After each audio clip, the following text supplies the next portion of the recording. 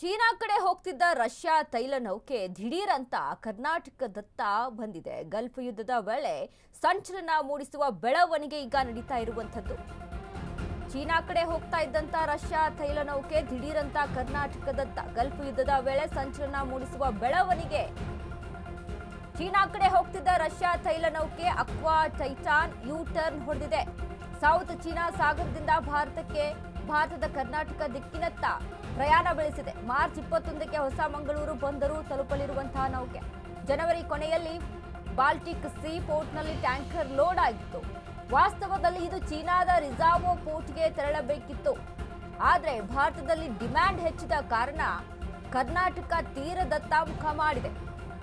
ಯುದ್ಧ ಶುರುವಾದ ದಿನದಿಂದ ಹಾರ್ಮುಜ್ ದಾಟಿದ್ದು ಕೇವಲ 90 ತೈಲ ನೌಕೆಗಳು. ಚೀನಾ ಕಡೆ ಹೋಗ್ತಿದ್ದ ರಷ್ಯಾ ತೈಲ ನೌಕೆ ದಿಢೀರಂತ ಕರ್ನಾಟಕಕ್ಕೆ ಧಾವಿಸಿರುವಂತದ್ದು.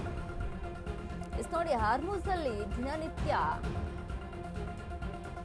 ಸಾವಿರಾರು ನೌಕೆಗಳು ಅಲ್ಲಿಂದ ಪಾಸ್ ಆಗ್ತಾ ಇತ್ತು, ಪ್ರಯಾಣವನ್ನ ಬೆಳೆಸ್ತಿತ್ತು. ಬಟ್ ಈಗ ಯುದ್ಧ ಸ್ಟಾರ್ಟ್ ಆದಾಗಿಂದ ಕೇವಲ 90 ತೈಲ ನೌಕೆಗಳು ಮಾತ್ರ ಹಾರ್ಮುಜ್ ಜಲಸಂಧಿಯಿಂದ ಪಾಸ್ ಆಗಿದೆ ಅನ್ನುವಂಥ ಇನ್ಫಾರ್ಮೇಶನ್ ಇರುವಂಥದ್ದು. ಚೀನಾಕ್ಕೆ ಅಲ್ಲಿ ಅವಕಾಶ ಮಾಡಿಕೊಡುತ್ತೆ ಇರಾನ್. ಯಾಕಂತ ಅಂದರೆ ಚೀನಾ ಮತ್ತು ಇರಾನ್ ಬಾಂಧವ್ಯದ ವಿಚಾರಕ್ಕೆ ಮಾತನಾಡೋದಾದರೆ ಅಲ್ಲಿ ಒಳ್ಳೆ ರೀತಿಯಾಗಿಯೇ ಅವರ ಮಧ್ಯೆ ಬಾಂಧವ್ಯ, ಎರಡೂ ದೇಶದ ನಡುವೆ ಒಳ್ಳೆ ಬಾಂಧವ್ಯ ಇರುವಂಥದ್ದು. ಹಾಗಾಗಿ ಚೀನಾಕ್ಕೆ ಹೋಗುವಂಥ ನೌಕೆಗಳನ್ನು, ತೈಲ ನೌಕೆಗಳನ್ನು ಅವರ ಮಧ್ಯೆ, ಇರಾನ್ ಮತ್ತು ಚೀನಾ ಮಧ್ಯೆ ಇರುವಂಥ ಟ್ರಾನ್ಸ್ಪೋರ್ಟನ್ನು ಇಷ್ಟೆಲ್ಲ ಯುದ್ಧವಾದರೂ ಸಹಿತ ಯಾವುದೇ ರೀತಿಯಾಗಿ ಟ್ರಾನ್ಸ್ಪೋರ್ಟಲ್ಲಿ ಬಂದಾಗಿಲ್ಲ, ಯಥಾಸ್ಥಿತಿಯಲ್ಲಿ ನಡೀತಾ ಇದೆ ಚೀನಾ ಜೊತೆಗೆ.